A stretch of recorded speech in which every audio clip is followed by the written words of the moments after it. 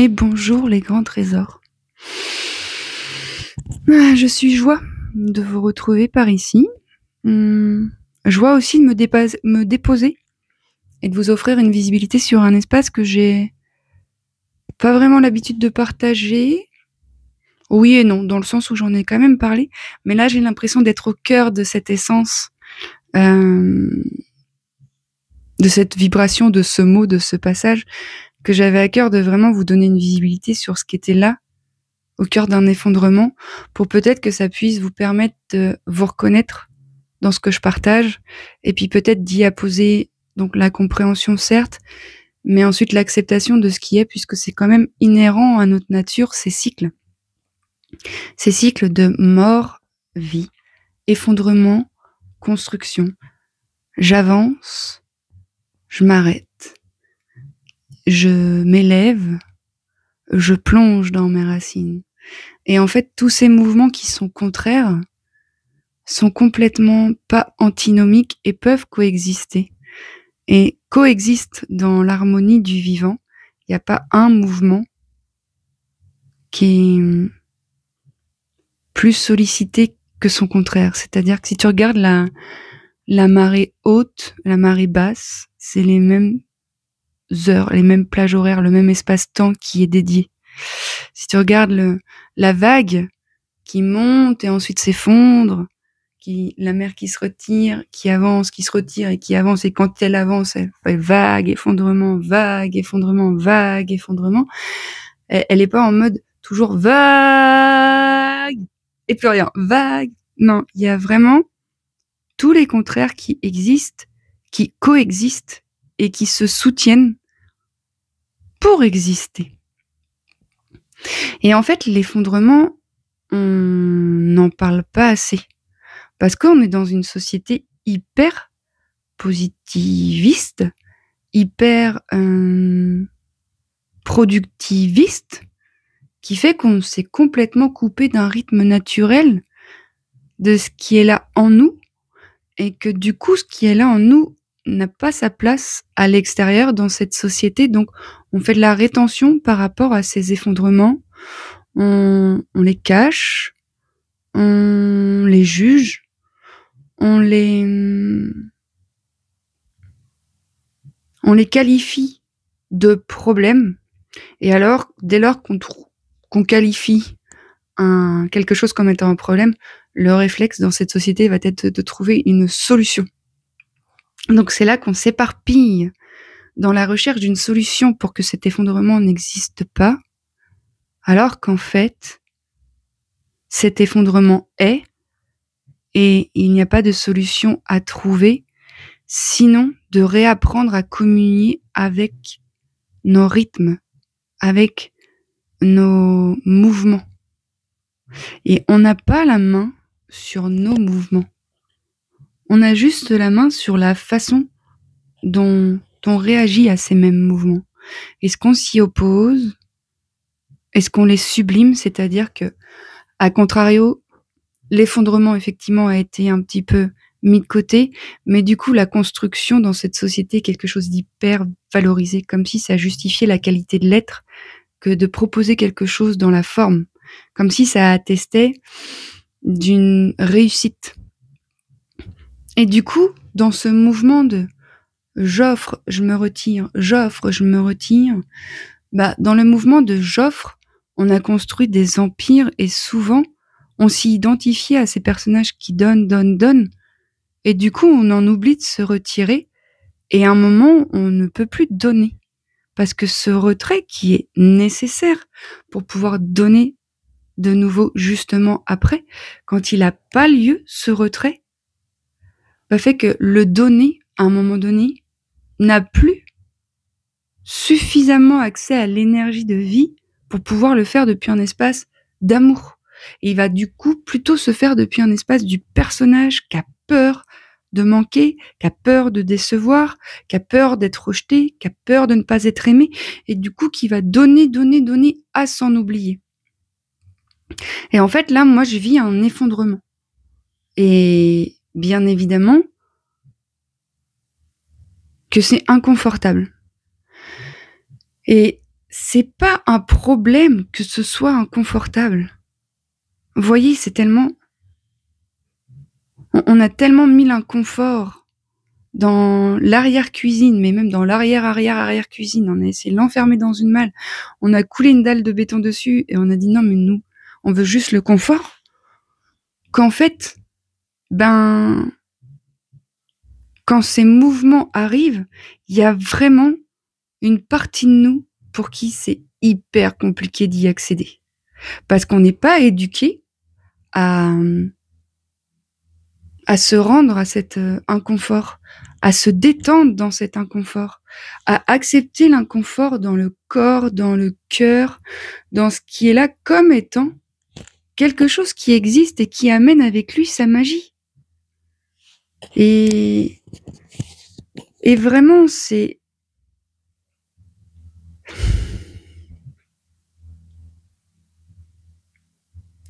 Penser,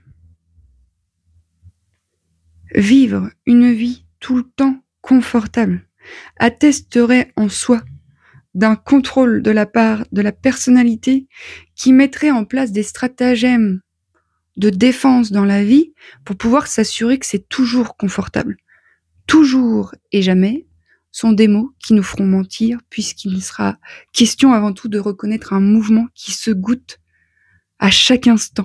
Donc dans le mouvement, il ne peut pas y avoir quelque chose de toujours ou de jamais. Et pour autant, tu vas me dire, mais ce mouvement existera toujours. Ben non, quand tu seras mort, il n'existera plus.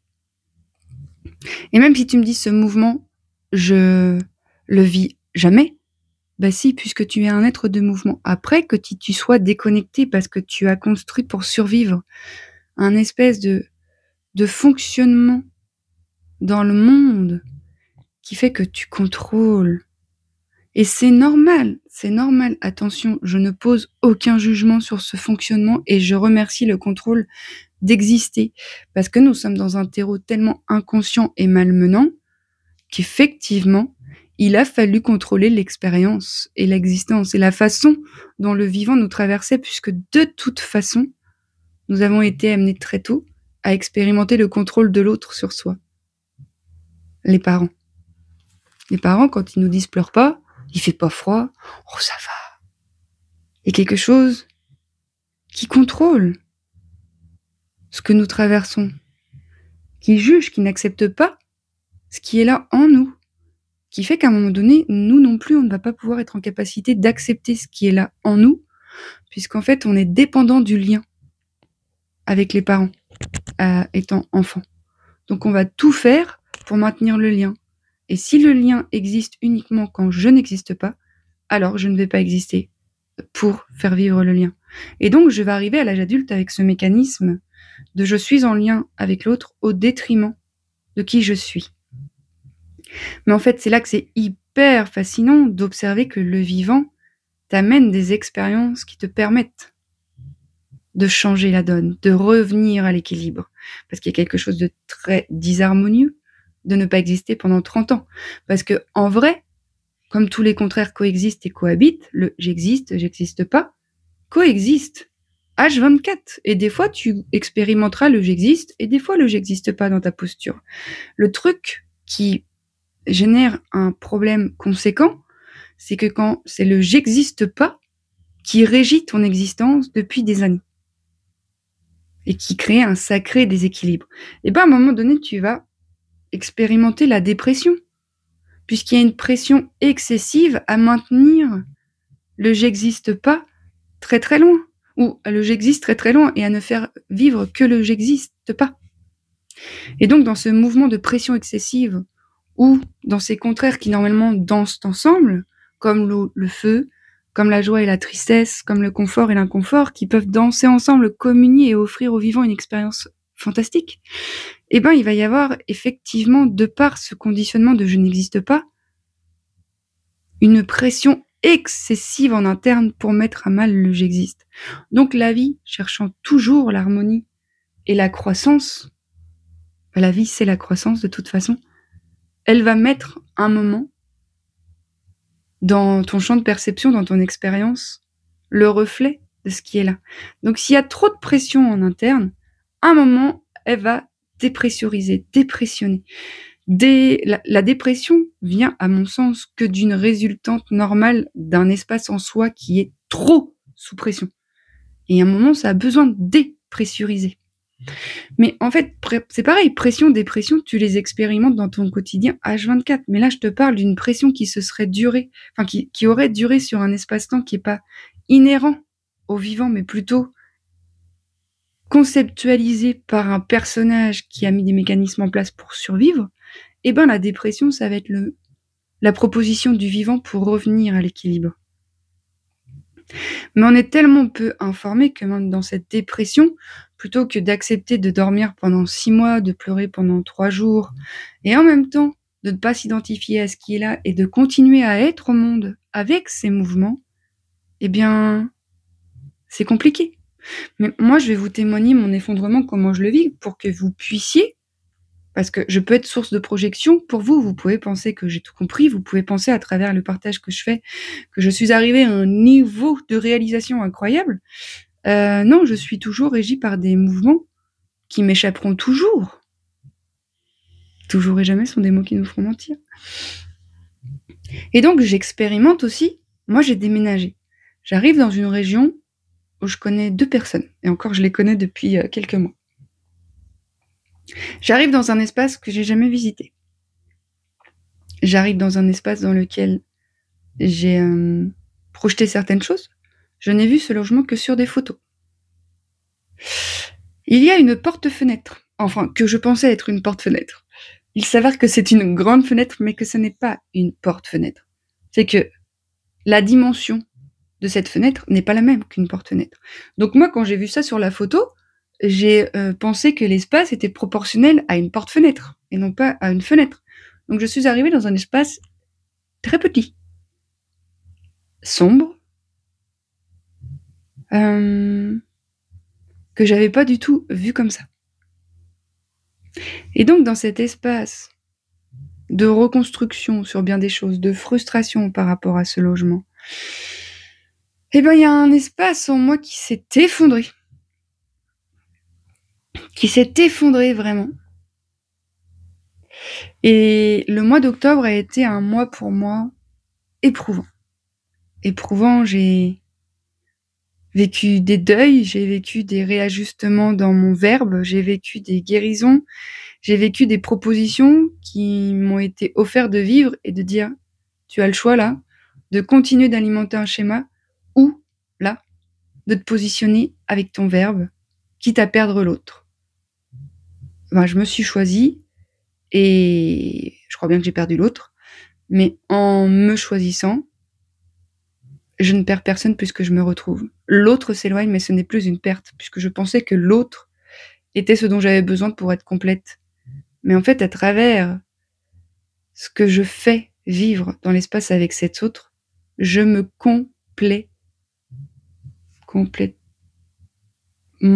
je me complémentarise toute seule. Donc dans ma complétude après, dans le respect de mon élan à moi, bien évidemment que j'expérimente des émotions et que c'est ok. Sauf que là, moi, j'étais pas mal en mouvement au mois d'octobre et pas mal de choses qui se sont passées, pas des plus paisibles. Donc je crois que je n'ai pas eu l'espace pour dépressuriser. Et j'arrive ici et la vie me propose un vide abyssal.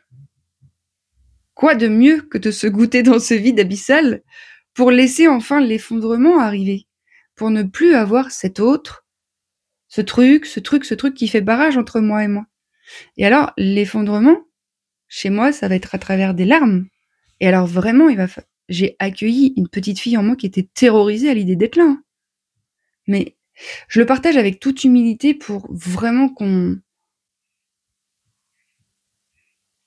se ramène à une dimension beaucoup plus humaine que super-héros, quoi. Et donc, j'ai pleuré, mais comme une enfant. Mais moi, je veux voir ma maman. Et j'étais dans le coin de la cuisine, en mode... Dans le coin, clairement, en mode... Et en fait, bien évidemment que ça ne vient pas de nulle part, tout ça. Et moi, c'est relatif à mon histoire. Et du coup, d'autoriser cette partie à s'exprimer et en même temps de reparentaliser. Et je faisais vraiment des allers-retours entre cette partie qui s'effondrait et l'autre qui se soutenait en mode « Vas-y, pleure, pleure, je suis là, moi. Moi, je suis là. » Là, il y a personne. Il y a pas de fuite possible. Et j'ai pas envie de fuir, j'ai envie d'être là. Et en fait, c'était fou parce que je sais pas si je vous perds pas, si je plonge un peu plus dans l'explication. Je réfléchis un peu.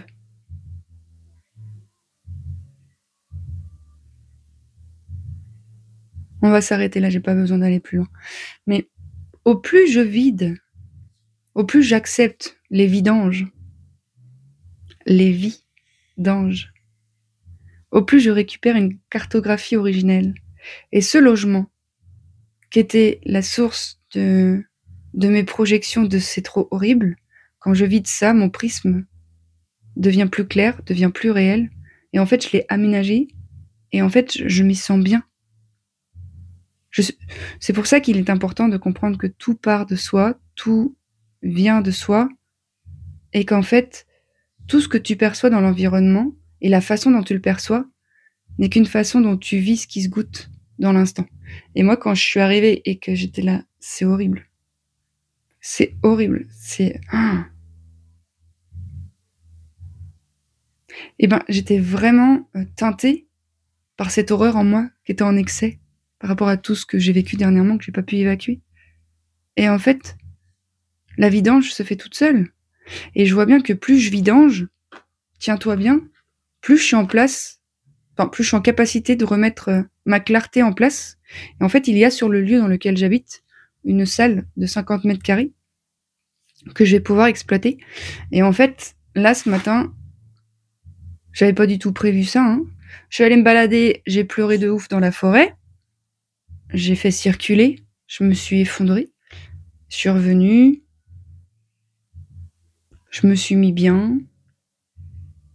J'ai bu mon petit cacao pour soutenir tout ça. Et en fait, délestée de cette tension, bah dans un espace de détente, j'arrive à me concentrer dans qui je suis. Et en fait, moi, clairement, que ce que je suis venue offrir au monde et ce que je porte, c'est les espaces collectifs à tenir, comme en individuel, pour proposer au monde de se rappeler qui il est. Et en fait, là, j'ai une liste d'ateliers qui s'est défilée tout seul, sans pour autant, ce matin, je me suis pas dit, je vais faire mon business plan. Hein. Voilà, atelier respire, en fait. Et respire, en fait, je l'ai écrit en fait, comme la fête. Ça sera 1h30. Atelier souffle encore, ce sera 3 heures. Atelier au cœur à corps, ce sera une journée. Et ça, c'est quelque chose qui est venu naturellement. Je n'ai pas réfléchi. J'ai réfléchi mon essence dans la matière depuis mon centre. Et ça ne demande aucun effort. Et donc, au cœur même de l'effondrement, la construction cohabite. C'est ça que je veux dire. C'est que ce n'est pas parce que je m'effondre que je ne suis plus en capacité d'être au monde, que je ne suis plus en capacité de rien faire. Bon, sauf quand je suis vraiment au cœur de l'effondrement et que c'est l'émotion qui me traverse. Là, je peux rien faire de plus que m'effondrer. Et c'est complètement OK pour moi. Et j'avoue qu'il y a des parties de moi que ça fait flippette. Hein. Et j'avoue que moi, dans ma structure familiale, l'effondrement m'a été kidnappé et je l'ai... il a été interdit. Il n'y a pas de coupable. C'est comme ça que ça s'est goûté. Il n'y a vraiment pas de coupable. Il a été interdit. Il n'y a même personne qui m'a demandé de ne pas faire vivre mon effondrement. C'est l'environnement dans lequel nous étions qui a mis à mal mon effondrement. Voilà, il n'y a aucun jugement sur aucun de quoi que ce soit. Ok ? Moi, c'est comme ça que j'ai interprété ça à ce moment-là. Et peut-être que quelqu'un l'aurait interprété d'une autre façon. Mais moi, personnellement, c'est comme ça que j'ai survécu à ce qui s'est joué dans nos structures familiales. C'est que l'effondrement a été mis à distance parce que s'effondrer, c'était accepter l'insupportable réalité de ce qui s'est passé. Et ça, pour mon cerveau, c'était pas possible. C'est vraiment le trauma complexe que le choc émotionnel est trop conséquent. Donc, il y a un voltage trop conséquent. Donc, pour pas mourir, je grille mon système et je me mets en dissociation. Ok ? Pour autant, la vibration de l'effondrement que j'ai dissocié de moi-même vibre en moi. Et la vie va me proposer des expériences pour faire circuler cet effondrement. Et ben là, ça faisait très longtemps que j'avais pas eu affaire à un vide aussi abyssal pour que cet effondrement se traverse, pour qu'il s'extériorise, pour qu'il circule. Je ne suis pas cet effondrement, mais cet effondrement a besoin de ma biodisponibilité pour circuler. Il a besoin que je sois détendue dans mon corps, il a besoin que mon système nerveux soit en capacité de soutenir le voltage, et pour ce faire, moi je mets en place des pratiques, que ce soit le breathwork, que ce soit la danse, que ce soit l'écriture, les étirements, pour vraiment créer de l'espace dans mon corps et d'arrêter d'être là. Là, c'est au service de ça. Je dis ça parce que ce matin, j'ai fait un post sur Facebook pour dire que je me retirais de la petite voix. Ça fait 10 mois que tous les matins, je lis la petite voix d'Hélène Caddy et qu'après, je partage ce qui est là pour moi à la lecture de ces mots.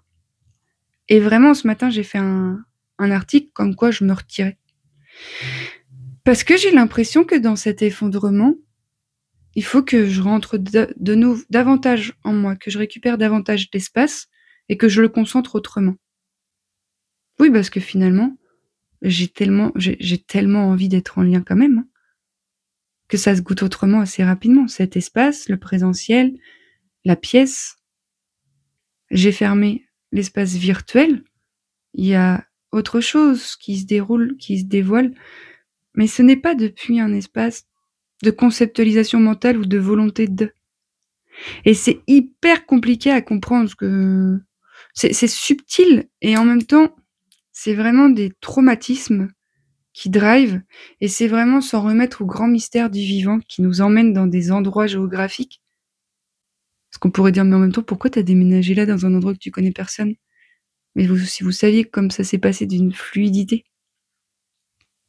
Donc je comprends très bien la justesse, pour moi, d'être présente en cet espace. Ça veut pas dire que je vais rester 1000 ans, hein. Peut-être qu'une fois que mon effondrement se sera goûté plus conséquemment, et moi je me dirais, ça y est, je m'en vais, ou peut-être que je vais rester 10 ans, j'en sais rien. Pour l'instant, ce qui m'est demandé, c'est juste d'être concentré. D'être concentré à l'intérieur. De ressentir, de rester avec. Donc voilà, au cœur même de ces effondrements, il y a la vie qui circule. Et c'est pas parce qu'il y a des effondrements qu'il y a quelque chose à changer.